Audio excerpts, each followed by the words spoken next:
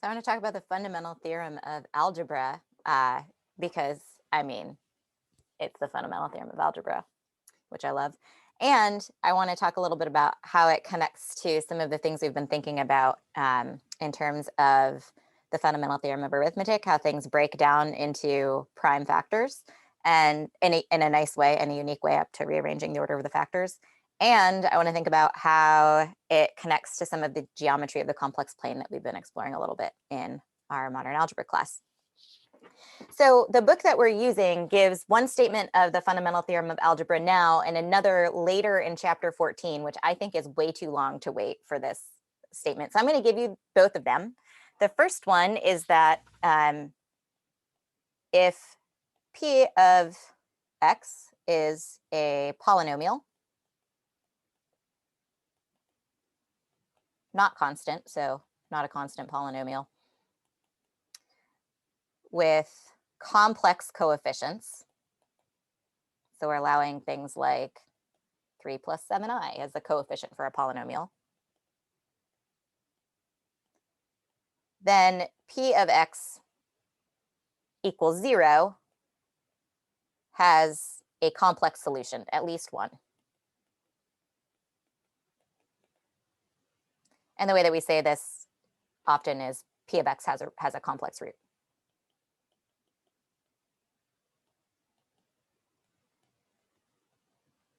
Which is an okay statement of the fundamental theorem of algebra, but I actually want to introduce the version that most people think of as the fundamental theorem of algebra.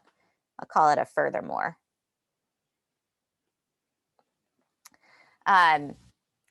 There exist complex numbers. Wait, sorry. Before I say that there exist complex numbers, let's just move that there. We first got to talk about the degree. If the degree of P of X is n, meaning the highest exponent I see in my polynomial is n, which should be a positive integer because it's a non-constant polynomial. So we're not allowing 0 as our highest power here. So if let's say degree 6 or degree 5, which is the degree we're really interested in this course. So if the degree of P of X is n, then there exist complex numbers alpha 0, alpha 1, up to alpha n. And they don't need to be distinct necessarily. So let me say not necessarily distinct. It's okay if we have some repeats in this list. Such that P of X factors as alpha 0. There's something I can pull out from all of these things, which we can do because we know that that complex numbers have inverses. We wrote down that wacky formula and then we figured out where it came from.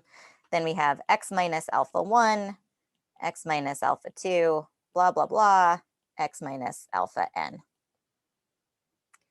So what this says is we can factor P of X into n linear factors where the x coefficient in each of the factors is 1. We sort of like pull out all the x coefficients to the front and call that alpha 0. And I want to say that this happens in a unique way. Meaning if you factor something and I factor something and we're careful to make sure that all our factors have x coefficient 1, we're going to write down the exact same thing up to rearranging the order of the factors. And I feel like I've said those exact words in class. I think I've said, like, if you prime factor 12 and I prime factor 12, we're going to get the same factors up to rearranging the order. So this fundamental theorem of algebra feels a lot like the fundamental theorem of arithmetic. It's saying, how do we take this thing, like a polynomial in this case, and break it down into a product of these parts that are somehow can't be broken down any further, can't be factored any further in a meaningful way. So keep that in mind, because that analogy is going to carry through the course. We're going to see ways in which the stuff that works for the integers and the kind of theorems we have about integers keep coming up and having versions that we use that we can state for polynomials. And the proofs are really, really similar, which is one of my favorite things about algebra, is that we're like, aha, once we identify operations and how they behave and all the properties that they have, we can just prove things by like hey, what happened with that other thing that had all those same properties? And it works out in a really similar way. All right, so this is the fundamental theorem of algebra. I am not going to prove it in this class. It's actually, the proof is actually complex analysis. So that's a nice reason to go take complex analysis at some point. And I want to remind us the purpose or the goal that we have set out for ourselves is to understand why there's no algebraic formula using algebraic operations like taking roots and addition and blah, blah, blah for the quintic polynomial. So the fundamental theorem is saying like, hey, you can find the roots of these polynomials by factoring them into these parts. And our quest is like, well, if the degree of my polynomial is 5, how do I know what alpha 0 through alpha 5 are? Is there a way to do it? And we're working up to the exciting answer. No, at least not with the standard toolkit that you see in this kind of algebra course. So before we jump on to some of the stuff that we're going to use when we think about the fundamental theorem of algebra, let me say a couple of words about complex conjugates, which we've mentioned in class before, but this is a good place to actually formally define them. So given alpha equals a plus bi in the complex numbers, its complex conjugate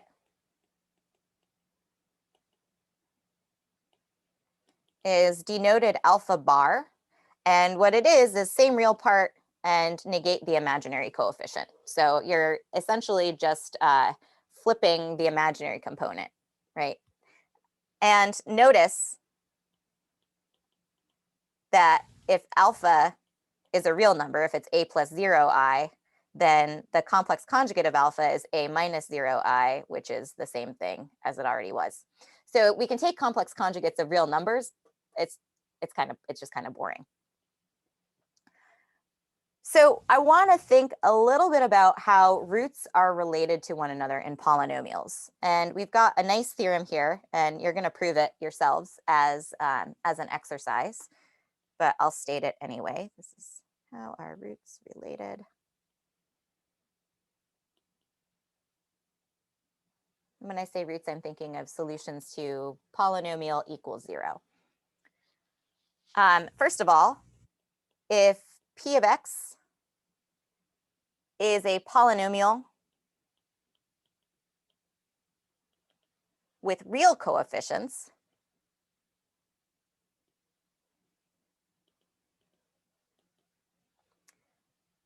and alpha equals a plus bi is a root of p of x, meaning p of alpha equals 0, then p of alpha, then alpha bar, the complex conjugate of alpha, is also a root, which means p of alpha bar equals 0.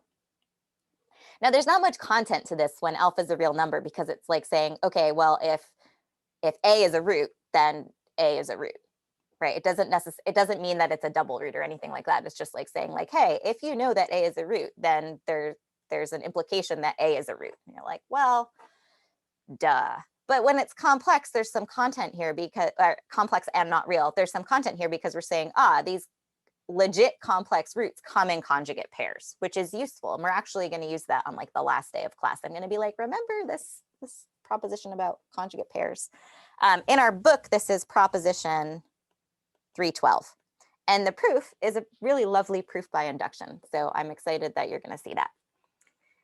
An example of of applying this might be that if I take x cubed minus 1, what do I know about this? Well, actually, if I'm looking for something where x cubed equals 1, this feels a lot like I'm looking for a third root of unity. I know one solution is going to be zeta 3, which is cosine of 2 pi over 3 plus I sine 2 pi over 3. And that means that as I factor this thing, and actually let me factor it, it's going to factor as x minus 1 times x squared plus x plus 1. Well, x minus 1, that root's easy to find, right? So if I'm thinking about what do I plug in to get this thing to be 0, I can plug in a 1 here. I know that cosine 2 theta plus I sine theta is also a root, so that means that zeta 3 gets plugged into that second factor. And what this theorem says is that its complex conjugate is the other root. So if I'm thinking about what are the roots over here, I've got zeta 3 and the complex conjugate of zeta 3, and zeta 3 bar is going to be cosine 2 theta minus I sine 2 theta. So let's see, zeta 3 is in the second quadrant. When we take the complex conjugate, we're going to end up in the third quadrant. And you know what? Let's draw a picture. Since I'm not speaking to you directly right now, you can fast forward through the pictures if they're not helpful to you. But let's take a look at what's going on with this. So, oh, I got to turn on circle mode here. Circle mode on, pretend that's a circle. If I take, right, zeta 3 is like a third of the way around my unit circle. That's our geometric interpretation of how we look at this thing in the complex plane. So here's our real axis, our imaginary axis, 2 pi over 3-ish. Magnitude 1, so this is a circle, this is our unit circle, circle of radius 1. Here's zeta 3. The complex coefficient is whatever this little green tick on the complex axis is. If we negate it, we're just flipping this across the x-axis. So we're going to get that zeta 3 bar is there. And we also happen to know that 1 is the remaining root of this thing. So the complex number 1, which is sort of boring, is just magnitude 1 along the real axis in the positive direction. And that's a 1. So those are the 3 roots of zeta cubed minus 1. And in fact, zeta cubed minus 1, if we rewrite that, we write that as, or sorry, x cubed minus 1. If we rewrite that, we rewrite it as x cubed equals 1. And we know that the third roots of unity are the roots of that thing. So in fact, probably we could work out that. So you should try this. It's kind of fun. Zeta 3 bar is the same thing as zeta 3 squared. So that's a little comprehension check if you want to see if you've been following along or if you've got any questions that you reveal for yourself by doing this little comprehension check, which shows you that I didn't draw my third of the way around the unit circle very well, right? Like realistically, these should be all spaced out around the unit circle. Does my vanity require that I try? No, just pretend, just pretend. You can pretend. Okay, so we've looked at the nth roots of unity, and just as a reminder of what we've discovered so far,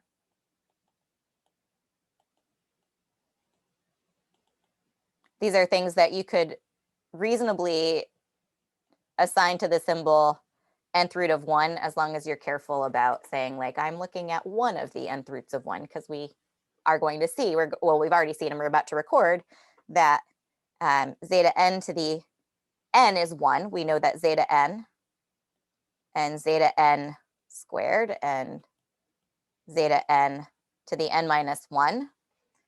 We've previously shown that if I raise zeta n to any power and then raise it to the n, I'm going to get 1 back. And we did that using the trig interpretation and de Moivre's theorem and all that good stuff. If I list these out, these are all legitimately different numbers because they're each spaced out another like tick along, another 1/n of the way around the unit circle. Sorry, that's an awkward pantomime to do. But as soon as I get to the nth power, I get zeta n to the n, which is equal to 1. And then I get like zeta n to the n plus 1, which is going to be equal to zeta n itself. It's like zeta n times zeta n to the n times zeta n, which is just zeta n. So I'm starting to repeat myself in this list when I do this. So the nth roots of unity are, and in fact, if I wanted to, I could put 1 as the first element of this list, right? 1 is always an nth root of 1. It's like the least interesting nth root of 1.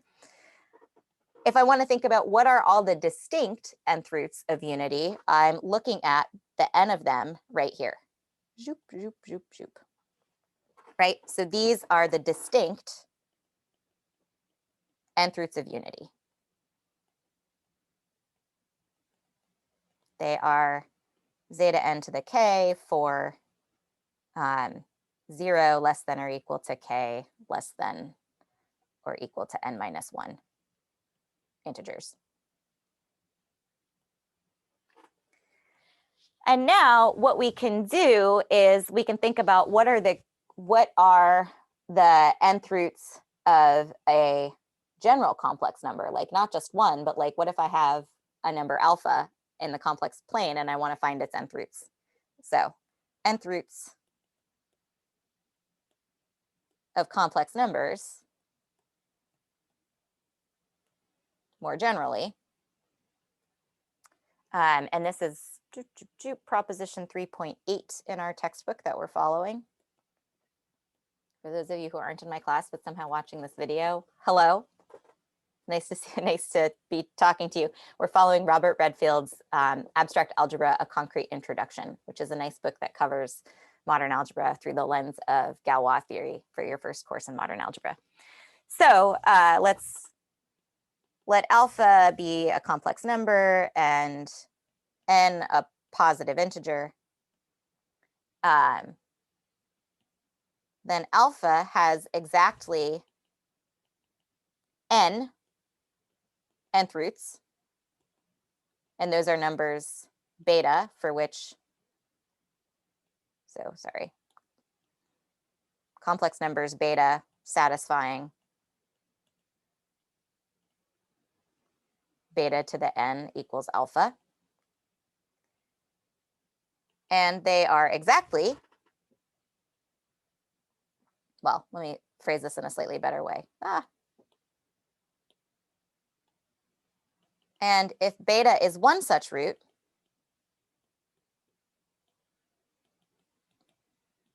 then the set beta, beta zeta n squared, blah, blah, blah, beta zeta n to the n minus 1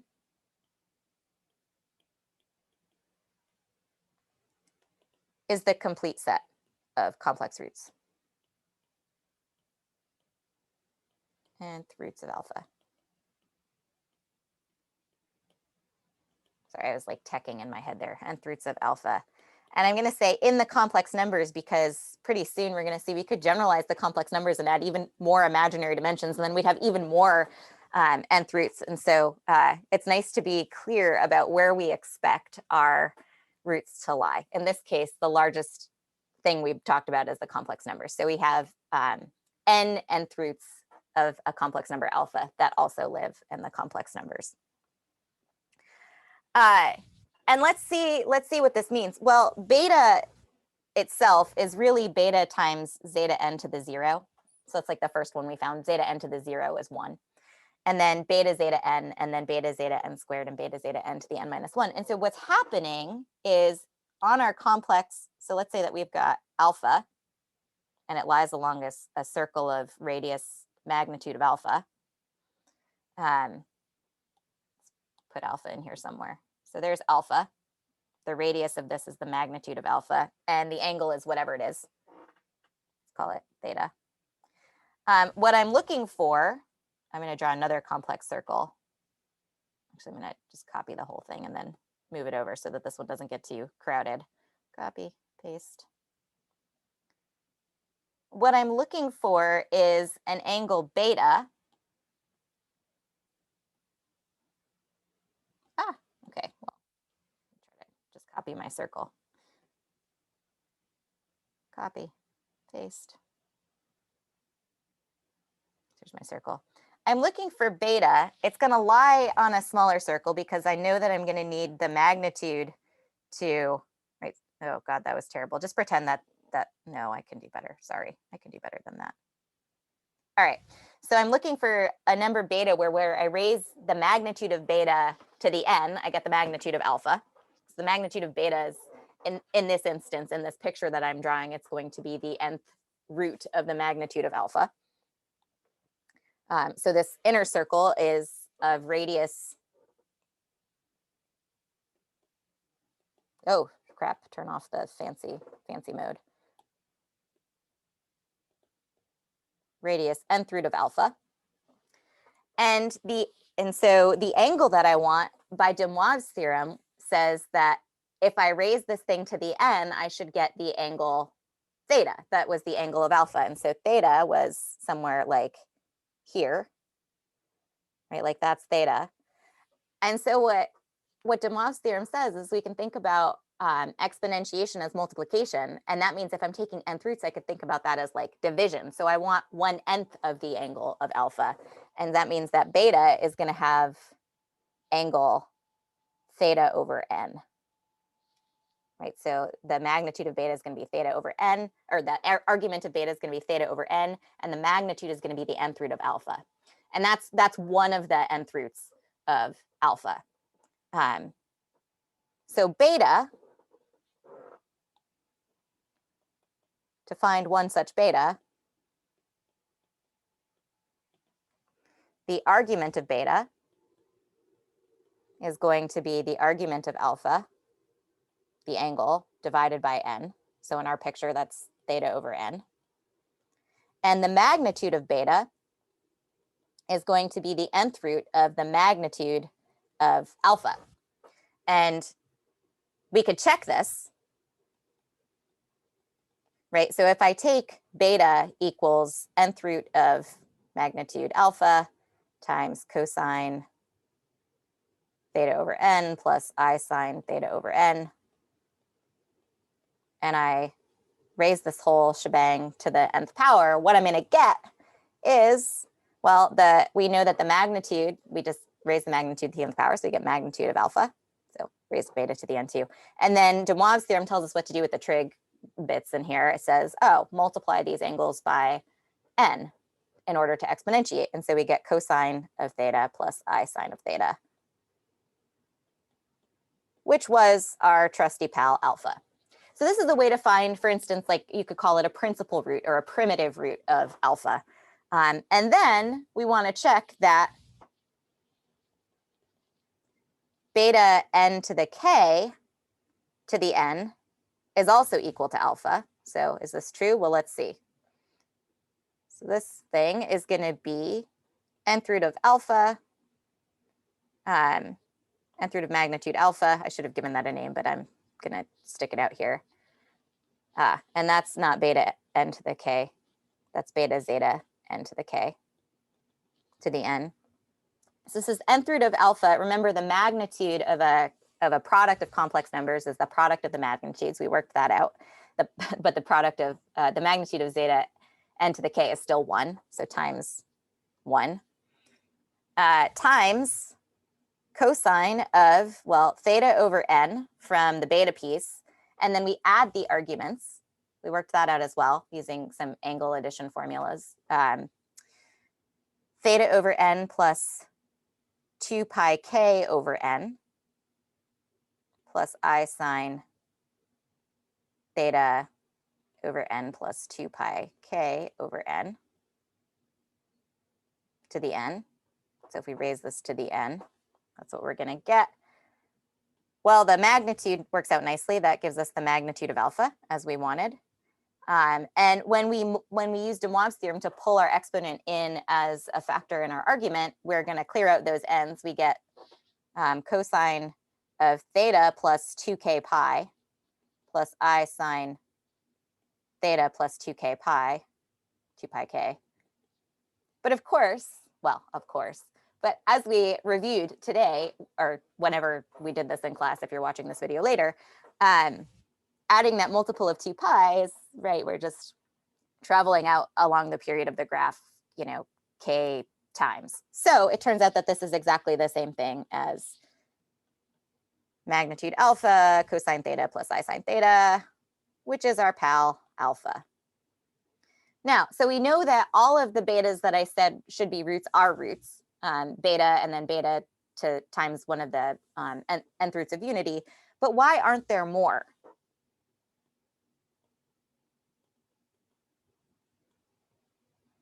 Well, the answer is the Fundamental Theorem of Algebra. Woohoo! It says that we can factor this into, at most, n factors, right? And I've given you a list of n things, and I said, these are all roots. So we can't get any more than n. If there was another one, we'd be able to factor it into n plus 1 factors, but the fundamental theorem of algebra prevents us from doing so. So fundamental theorem of algebra, woohoo! And that's how we know that there are nth roots of a complex number. We can get a list of n things that all satisfy the definition of an nth root, and then we can use the fundamental theorem of algebra to say, and there can't be more.